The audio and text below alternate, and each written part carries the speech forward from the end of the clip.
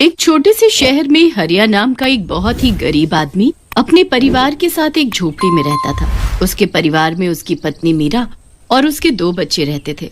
हरिया एक दुकान पर बर्तन धोने का काम करता था। एक दिन हरिया का मालिक उसे काम से निकाल देता है। बेचारा हरिया दुखी होकर घर जाता है और अपनी पत्नी को सारी बात बताता है। उसकी पत्नी को ये बात सुनकर बड़ा ही दुख होता है। फिर वो हरिया को दिलासा देती है, अरे आप उदास ना हो, कुछ न कुछ जरूर हो जाएगा। वैसे आप एक काम कर सकते हो। कौन सा काम? बाबूजी का पुराना रिक्शा आज भी घर के पीछे खड़ा है, आप उसको क्यों नहीं ठीक करा लेते? अरे वो तो सालों पहले मेरे बाबूजी चलाते थे और उनके मरने के बाद से वो जंग खा रहा है। हाँ, पर उसे ठीक भी तो कराया जा सकता है। चलो कल देखते हैं। अगले दिन हरिया उस जंग लगे रिक्शे को निकालता है और उसे ठीक करवा कर उसे घर ले आता है। देखो, ये तो बिल्कुल नया जैसा हो गया। आप इसे आज से ही ले जाना शुरू कर दो। उस दिन हरिया पहली बार अपना रिक्शा लेकर निकलता है। फिर वो सभी रिक्शा वालों के पास जाकर खड़ा हो जाता है। अरे ओ भाई, तुम यहाँ कैसे खड़े हो सकते हो? यहाँ हम लोग खड़े होते हैं और कोई और यहाँ से सवारी नहीं ले सकता। अरे भाई ऐसा मत बोलो, मैंने बड़ी मुश्किल से रिक्शा ठीक करवाया है। मेरे घर के हालात बहुत बुरे हैं, कुछ खाने को भी नहीं है। अरे भाई, तो हम कौन से अमीर लोग हैं? हम भी पूरा दिन खड़े होकर सवारियों का इंतजार करते हैं। बड़ी मुश्किल से सवारी मिलती है और हमारा घर का चूल्हा जलता है। पर भाई, अरे भाई, अब हमारा वक्त बर्बाद मत करो और कहीं और से सवारी लो। कोई भी रिक्शा वाला हरिया को वहाँ खड़ा नहीं होने देता और उसे वहाँ से भगा देते हैं। बेचारा हरिया बड़ा ही दुखी हो जाता है और वहाँ से उदास मन से चला जाता है। रास्ते में बहुत कोशिश करता है कि उसे कोई सवारी मिल जाए, पर पूरा दिन उसे एक भी सवारी नहीं मिलती। धीरे धीरे बहुत रात हो जाती है। हरिया एक भी पैसा नहीं कमा पाता। फिर वो निराश होकर घर वापस आने लगता है। घर आते वक्त एक सुनसान रास्ते में हरिया को एक औरत खड़ी दिखाई पड़ती है। वो हाथ देकर हरिया से रिक्शा रुकवाती है। हाँ मैडम, कहीं जाना है आपको? Railway station. वो तो काफी दूर है मैडम। जल्दी चलो, मुझे देर हो रही है। हरिया बिना पैसे पूछे उस औरत को रिक्शा में बिठा लेता है और रिक्शा चलाने लगता है। रिक्शा में बैठते ही वो औरत एक चुड़ैल में बदल जाती है।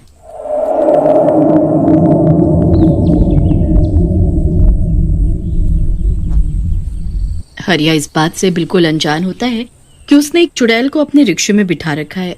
वो तो बस एक सवारी मिलने की खुशी में जल्दी जल्दी रिक्शा चलाता रहता है। चुड़ैल रिक्शे में चुपचाप बैठी रहती है। इतनी रात को आप अकेले उस सुनसान रास्ते पर क्यों खड़ी थी? आपके साथ कोई नहीं आया? मैं अकेले रहती हूँ। अच्छा, पर आप जा कहाँ रही हो? अपने घर जाना है मुझे देर हो रही है, जल्दी चलो।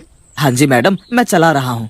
हरिया तेज तेज रिक्शा चलाने लगता है और आखिरकार रेलवे स्टेशन तक पहुँच ही जाता है। लो मैडम, आ गया आपका रेलवे स्टेशन। हरिया को कोई जवाब नहीं मिलता। फिर वो पीछे मुड़कर देखता है तो रिक्शे में कोई भी नहीं होता। हरिया ये देखकर बड़ा ही हैरान रह जाता है और फिर तभी उसकी नजर रिक्शे में रखे एक 2000 के नोट पर पड़ती है। हरिया की आंखें तो खुशी से चमक जाती हैं। ये औरत अचानक कब उतर गई, पता ही नहीं चला। और ये इतने सारे पैसे क्यों रख कर चली गई? हरिया उस नोट को हाथ में लेकर देख ही रहा होता है कि अचानक उसकी नजर रेल की पटरी पर जाती है, जहाँ वो औरत एक ट्रेन के पीछे पागलों की तरह दौड़ रही होती है और बुरी तरह चिल्ला रही होती है, रोको रोको, मुझे भी जाना है। हरिया चिल्लाता रहता है पर वो चुड़ैल भागते रहती है। भागते भागते वो दूसरी पटरी पर पहुंच जाती है, जहाँ सामने से एक ट्रेन आ रही होती है। हरिया और जोर से चिल्लाने लगता है और उसको हटने को बोलता है। वो उसे बचाने भी भागता है पर तब तक ट्रेन उस चुड़ैल पर चढ़ जाती है। हरिया भागता हुआ उसे देखने जाता है तो वहाँ कोई नहीं होता।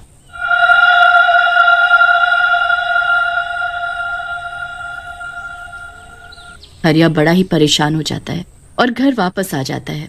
घर आकर वो अपनी बीवी के हाथ में वो 2000 रुपए का नोट रख देता है और उसे सारी कहानी सुनाता है। अरे बेचारी के साथ पता नहीं क्या हुआ होगा, और देखो ना कितनी जल्दी में होगी वो जो इतने सारे पैसे छोड़कर चली गई। मैंने तो बचाने की पूरी कोशिश की थी, पर क्या करूं, मुझे वो कहीं दिखी भी नहीं। दोनों उस रात सो जाते हैं। उन पैसों से मीरा घर का राशन भरवा लेती है और हरिया अपना रिक्शा लेकर निकल पड़ता है। पूरा दिन उसे फिर से कोई भी रिक्शे वाला सवारी नहीं बिठाने देता। ऐसे ही रात हो जाती है और हरिया फिर से निराश होकर घर लौटने लगता है कि उसे उसी रास्ते पर वही औरत फिर से खड़ी दिखाई पड़ती है।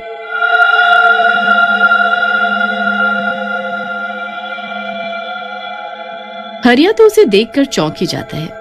हाथ देकर वो औरत हरिया से रिक्शा रुकवाती है। अरे मैडम, मैंने कल आपको कितना रोका और वो ट्रेन तो आपके ऊपर से निकल गई थी ना। जल्दी रेलवे स्टेशन चलो, मुझे देर हो रही है, मेरी ट्रेन निकलनी नहीं चाहिए। हरिया रिक्शा चलाना शुरू कर देता है। रिक्शे में बैठते ही वो औरत फिर से चुड़ैल बन जाती है। हरिया इस बात से अनजान उससे सवाल पर सवाल करते रहता है। मैडम, कल आपने इतने सारे पैसे रख दिए थे, आपका बहुत बहुत शुक्रिया। मुझे तो उन पैसों की सख्त जरूरत थी। मैडम, वैसे आपको जाना कहाँ है? चलो जल्दी चलो, मुझे उस ट्रेन को पकड़ना ही है। हरिया और तेज रिक्शा चलाता है और उसे रेलवे स्टेशन पहुंचा देता है। फिर वो जैसे ही पीछे मुड़कर देखता है तो फिर से रिक्शे में कोई नहीं होता और बस वहाँ एक 2000 का नोट रखा हुआ होता है। फिर से वो औरत ट्रेन के पीछे भागने लगती है और दूसरी ट्रेन उसके ऊपर से गुजर जाती है। हरिया जाकर देखता है तो वहाँ कोई नहीं होता। इस बार हरिया घबरा जाता है। वो जल्दी से जाकर मीरा को सारी बात बताता है। ये तो बहुत ही अजीब बात है जी, पर आप बस ये सोचो कि वो औरत रोज 2000 रुपए रख कर भी तो जा रही है, जिससे हमारा घर चल रहा है। अगले दिन हरिया फिर से रिक्शा लेकर निकलता है और फिर से उसे बिना सवारी के रात हो जाती है। इस बार वो सोच ही रहा होता है कि तभी फिर से वही औरत उसे खड़ी मिल जाती है। वो औरत फिर से रिक्शे में बैठती और फिर से गायब हो जाती है। ऐसा हर दिन होने लगता है। हरिया को रोज 2000 का नोट तो मिल जाता है, पर उसे अब उस औरत की सच्चाई जानने की ज्यादा चिंता सता रही होती है। वो इस बात को ठान ही लेता है कि वो सच जानकर ही रहेगा। उस दिन जोरदार बारिश हो रही होती है और सड़कों पर पानी ही पानी भरा होता है।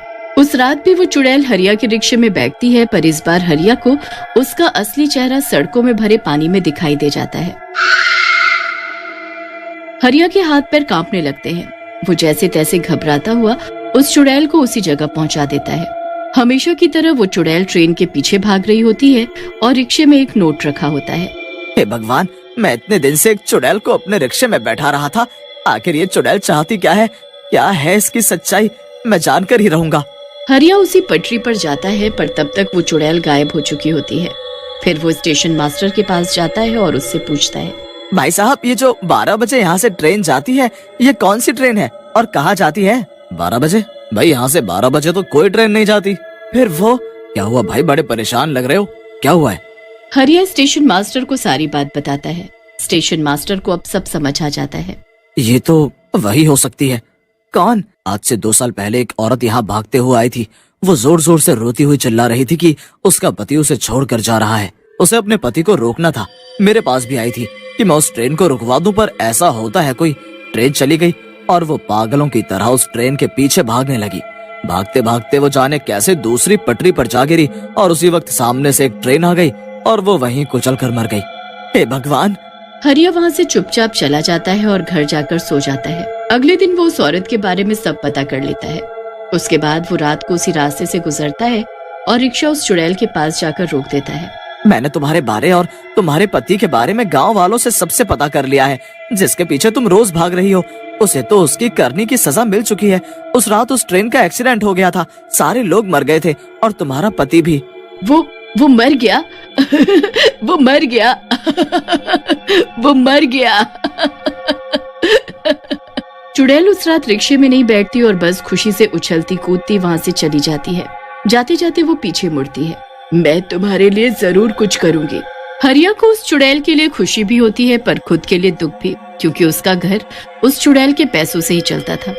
अगले दिन हरिया रिक्शा लेकर निकलता तो है, पर उसे यकीन होता है, पर उसके साथ बड़ी अजीब चीज होती है। जैसे ही वो वहाँ से गुजरता है तो दूसरा रिक्शा वाला उसे रोक कर बोलता है, अरे भाई, आज से तुम भी हमारे साथ खड़े होकर सवारी ले सकते हो।